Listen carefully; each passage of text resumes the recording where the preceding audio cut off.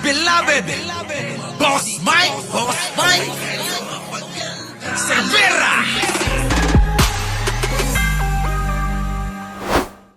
O ngayon, dito, punta naman natin tong kanilang gustong maging presidente. Mga kababayan, Assalamualaikum warahmatullahi wabarakatuh. Madayawag mayong adlaw kaninyong tanan. Magandang araw sa inyong lahat. Hindi nyo ba napapansin mga kababayan?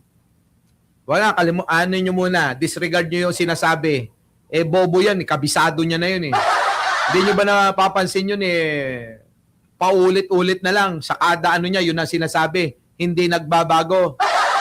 Tignan nyo mga kababayan. Alam nyo ba, kahit i-research nyo, pag hindi pantay ang mata, bangag yan. Tignan nyo mga kababayan, ang laki-laki ng isang mata niya, yung isang mata niya nakapikit. Palatandaan. Makaka-relate yung mga batang 90s dito. Kapag ka daw hindi pantay ang mata, Adik. Si Sara Duterte, bangag. Tignan nyo, ang mata hindi pantay. Bangag yan.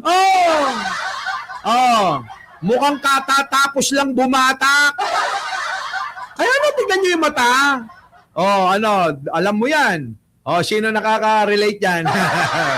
Hoy, yung mga batang 90s, pag hindi pantay ang mata, pag mas malaki ang isa, katatapos lang bumatak. At, ayan na. Puta, alam ninyo, alam ninyo. Tingnan nyo. Titigan ninyo mga kababayan. Ganyan pag hindi pantay ang mata, katatapos lang bumatak. Ito yung gusto nilang isulong na maging Puta, maging presidente daw Ganyan din ba mata mo? Antonio del Castillo? Di ba? Uy, nagets nila. Kuya Bay? Nagets nyo? Alam nyo na yan. Sino ngayon ang tunay na bangag? Ito ang tunay na bangag. Tignan nyo baka sabihin nyo naman dahil sa camera lang. Titigan nyo mga kababayan, talagang hindi siya pantay. Talagang malaki ang isang mata. Palatandaan na adik yan. Bangag. Bagong bata. Ganon Mapagpalang buwan ng wika ng bansa sa ating lahat. Ang ating wika ang kaluluwa ng ating kultura. Kita nyo mga kababayan? Tulay Sabi niya mga kababayan, ayan, tignan nyo yung mata, talagang hindi pantay. Sabi niya, ang ating wika, ang ating kaluluwa. Nagets nyo? Sabi niya, ang ating wika ay ating kaluluwa. Sabi, wika ang kaluluwa. Wait lang, Palang buwan ng wikang pambansa sa ating lahat. Ang ating wika ang kaluluwa ng ating kultura. Ang ating wika, ang kaluluwa ng ating kultura. Putang ina, bakit hindi kayo marunong magtagalog na magkakapatid? Bakit? Yung mga, kayo lahat, hirap na hirap kayong managalog. Tama, mga kababayan?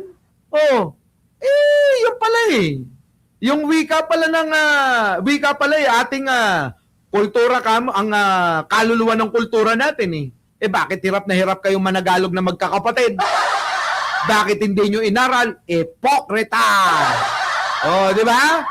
Mga kababayan, kailangan talasan natin ang isip at isipin natin bawat salita na sinasabi ni Sara Duterte. Dahil alam nyo na. Di ba? Alam nyo na mga kababayan. Ito, magaling lang. Saan? Kapag ka may script, magsalita. Kaya kahit nga may script, namamali pa di ba? Ngayon, kapag wala ng script, lumalabas na. Di ba? Natalakay natin nung mga nakaraan. Sabi ba naman niya itong nangyaring shooting incident sa Zamboanga. Sabi niya, ang nangyaring O, barilan daw ay maituturing na isang kalamidad. Putang ina! Paano? Di ba? Naalala nyo yun? Tinalakay natin? Yung pinagtatawanan ni Ai Chang noon? Na yung shooting incident daw sa Zamboanga ay maituturing daw. Yung barilan na nangyari ay maituturing daw na kalamidad. Di ba tinalakay natin yun? Ano sabi natin? Bobo talaga! Paano nangyari na kalamidad yung barilan? Eh di ba sinabi nga natin isang trahedya. Trahedya. Hindi niya yata alam ibig sabihin ng kalamidad sa trahedya. Tapos sasabihin niya, ang ating wika daw ay siyang kaluluwa ng ating kultura. Kung hindi mo naman alam gamitin ang bawat salita na mga mga sinasabi mo. Neusing, Gwyneth, Colombres, kita nyo mga kababayan ko, kaya nuknukan ng tanga to Tapos eto yung itutulak ng mga nyakis vlogger para daw maging presidente. Di ba? Dapat nagdeklara ng state of calamity. Tanginan yan talaga, Naalala nyo yun nung tinalakay natin? Nagulat nga ako sa sinabi. Biruin nyo paano naging kalamidad yung barilan? Kundi ba naman bobo talaga? O baka naman bagong batak siya nun? Siguro, bagong batak si Sarang Bangag. Kaya, kung ano-ano na lang sinasabi, di ba? Naalala ko, Ai Chang, dami mong tawa nun At saka ni Joji, yan, yung mga yan, Grabe, Tulay ng ating pagkakaisa at salamin. Tulay daw ng pagkakaisa. Sabi niya, di ba? Tulay daw ng pagkakaisa, pero no turning back, sabi niya. Naalala niyo yun? Sinabi niya, no turning back nung tinanong siya about PBBM. No turning back na raw. Tapos gusto mo ng tulay ng pagkakaisa? Tanga! Di ba? Napakatanga nito. Ito mga kababayan ang gusto maging presidente ng katulad nito. Yan. Yan, yung mga ganito.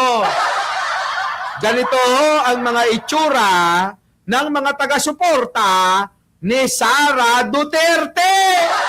Ganyan, Nakita nyo, mga kababayan? Anong pagkakaiba nito sa mga vlogger nila? Abay, talagang, panglinya, mga kababayan, sige, ihalo nyo kilabanat ba ito? Di ba walang pagkakaiba sa itsura? Totoo, real talk, mga kababayan. Ito, pag hinalo nyo sa mga vlogger ni Sara, etong mga, etong grupo ni Bisukol. Mga kababayan ko walang pagkakaiba yan ho yung mga napapaniwala. Ni Sara Duterte. Yung mga ganitong itsura.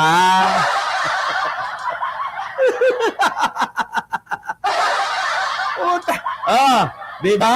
Ngayon alam nyo na mga kababayan, ngayon, nagsasama-sama na ho yung mga tropa ni Sara Duterte para siraan si Pangulong Bongbong Marcos. Baka akala nyo, talaga, sama-sama na. Katulad nito, eto, mapapakaya pala kayo Gagawa sa Pangulo. Natatandaan nyo ba to, itong mukha na ito? Pinilter ko pa para gumanda.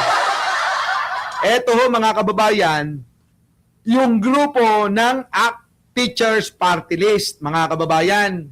Yung samahan daw ng mga teacher na mga bobot tanga. Ito ang ACT Teachers Party List. Ito ho yung samahan ng mga teacher na mga bobo at tanga.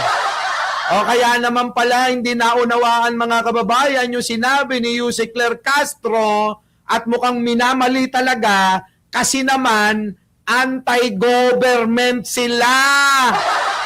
Kaya hindi na kayo magtataka kung bakit ganyan sila magsalita na kahit na maliit na bagay, pinapalaki pa. Kasi nga, anti-Marcos sila. Kaya, kay Sara, hindi sila apektado. Sa banat ni Yussi Claire Castro, ayun, ginawang issue. Kaya pala.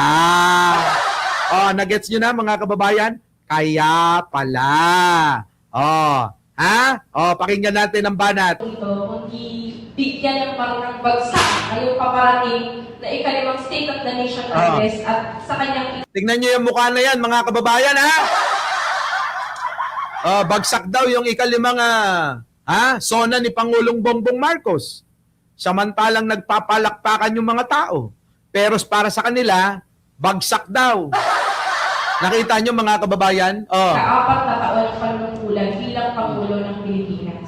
Wala kang napala ang mga guro sa ilalim ng bagong Pilipinas ni Marcos Jr. Wala daw na pala yung mga guro. Yan ang problema kasi sa inyo eh. Naghahanap kayo ng sobra-sobra. Diba?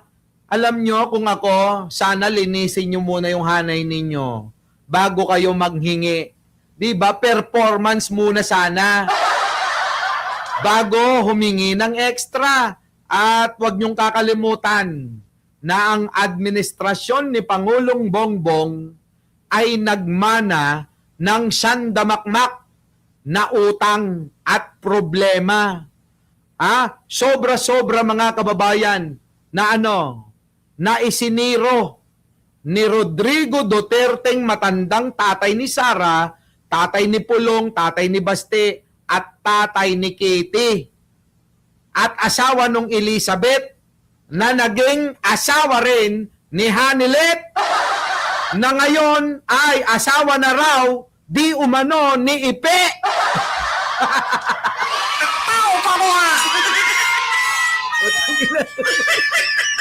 Putang ina. Grabe pati ba naman asawa na mama na?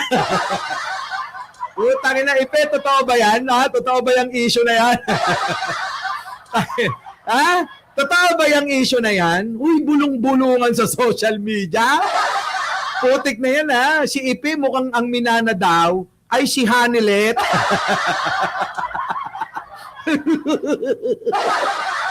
Putik na. Puji ko? Ewan ko. Ito na, dito na tayo.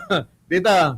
Sinabi pa niya na we are more important than ever, pero more crisis than ever ang natamo ng sektor ng ito. Yan, ang problema kayo, ayaw nyong makiisa. Ayaw mo kasing makiisa ng mga ito Seryoso. Tayo po ay dumaan sa iba't ibang krisis, mga kababayan. Nagkaroon ng mga digmaan, pandaigdig. Di po ba? Nagkaroon ng digmaan, hindi pandaigdig. Nagkaroon ng digmaan sa Middle East na malaking epekto sa pagtaas ng mga krudo, langis, gasolina. Nagkaroon ng digmaan Ukraine at Russia na apektuhan din yung ating mga supply ng gasolina. Minana ni Pangulong Bongbong Marcos kay Digong ang sandamakmak na utang at problema. Tapos sasabihin nyo, walang nangyari. Tapos sasabihin nyo, walang nagawa. Kung imumulat mo lang yung malaki mong mata, singlaki ng mukha mong hayop ka, makikita mo, baka sampalin mo yung katabi mo. Baka pag nakita nyo, sampalin niya yung katabi niya, yan si Tino. Baka sabihin niya, hayop ka, sinungaling ka, marami palang nagawa si Pangulo. Kaso, syempre, ipipikit nila yung mga mata nila dahil nga kasi anti-Marcos sila. Sa dami, alam nyo, maraming mga nagsasabi, ang daming nagawa ni Pangulo. Yung mga proyekto talagang tuloy-tuloy. Tapos ngayon, etong mga magsasabi, wala daw. Ano yung mga pabahay? Ano yung para sa mga magsasaka?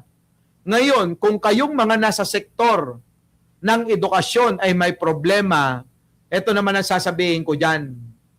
maghintay kayo ng para sa inyo. Baka mamaya yung kinukuha nyo, labis-labis na. 'Di ba? Abay, hati-hati tayo. Hindi lang kayo ang tao sa mundo na kailangan isakto na tamang pagbabahagi. Dangan marami lang talagang magnanakaw sa gobyerno katulad ni Sara Duterte nyo. Putang ina nyo, hindi nyo sinisisi si Sara. Nung nasa DepEd siya, ninakaw niya yung sandamakmak na pera. Nagkaroon ng ghost student. Nagkaroon ng ghost project. Nagkaroon ng issue sa confidential fund. Tapos tahimik kayo mga putang ina nyo. Diba mga kababayan? Tahimik sila ron. Tapos ngayon sihisihin nyo si Pangulo? Mga gago pala kayo eh. Isipin nyo maigi mga kababayan ko.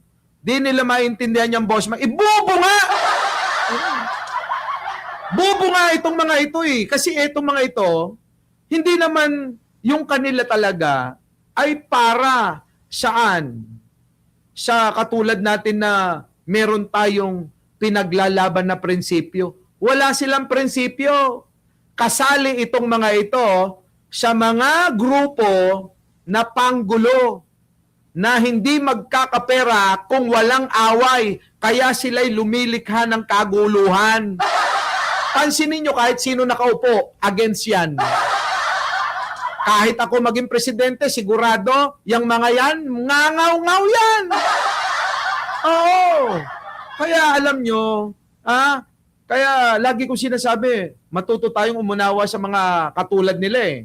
Di nila maintindihan, Boss Mike, they don't like to accept that PBBM is doing too much for this country. Totoo yan. Totoo yan. Diba? sa kanya. Kung sa amin, habang mag-iisang taon, ang sinasabi ni Pangulo Marcos Jr. ang tumapak ng nakaraang SONA, yung kanyang binanggit na mahiya naman kayo, ang sinasabi po ng mga guro at ng mga kawani sa sektor ng edukasyon, kahit yung ating mga estudyante, Marcos, Duterte, mahiya naman kayo. Mahiya kayo. Tingnan nyo mga kababayan, Ito talaga yung mga gumigit na mga kababayan para mag-create ng kaguluhan para kumita ng pera. Kaya wag na kayong magtaka kung bakit criticize nila yung simpleng-simple na sinabi ni Yussi Claire Castro. Siya yan. Yusab, kasama yung Eli San Pedro na mambubudol sa mga manggagawa. Yung Eli San Pedro na nambudol ng mga manggagawa, mga kababayan. O nasa na yung pangako sa inyo? Di ba, inutulang kayo? Dumikit kunyari sa mga Duterte, sa mga DDS, para makakuha ng buto yung putang inang yon. Alam nyo na, mga kababayan.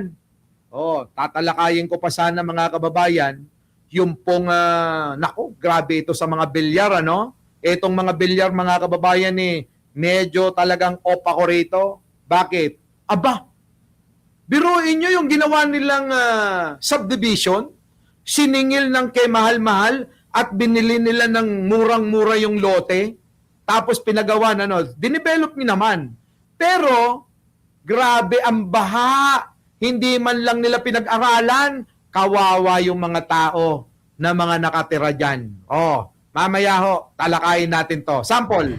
Good Ayan, morning. Ito, nakasakay ako ngayon sa bangka. Ayan, Kasi may kailangan naman bumili ng supply ng food. Ayan. Nakita nyo? Grabe, Nakasakay po sa bangka ngayon. Nakita nyo yan? August 22 po pala ngayon, Saturday. Grabe, Wala na kasi kaming stock ng food. So, kailangan nang bumili. Biruin mo, magbabangga ka, Tubig. matapos kang bumili ng kay mahal-mahal na lote at saka bahay dyan, sa Camellia. Ng Camellia, Apalit. Sabi, Camellia Apalit. Sa loob ng Camellia, Apalit. Oh. Tubig. Ganito po kalalim sa loob ng Camellia, Apalit. Ganyan daw kalalim sa loob ng Camellia. Kanino ba yung Camellia? Di ba sa mga bilyar? Come on. Kawawa naman. Alam nyo kasi mga kababayan, hindi lang dapat puro pera. Dapat isipin mo rin yung end user. na dapat laging safe sila, na hindi mawawala o hindi masasayang yung mga pinundar nila. Ganun kasi mga kababayan eh. Kung talagang ikaw ay nagmamalasakit sa mga kababayan mong Pilipino, di ba?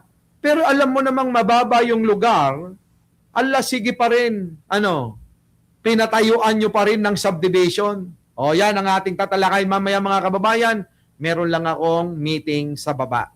Muli mga kababayan, kita-kita po tayo. Mamayang gabi. Maraming salamat po sa inyong lahat. Our beloved Boss Mike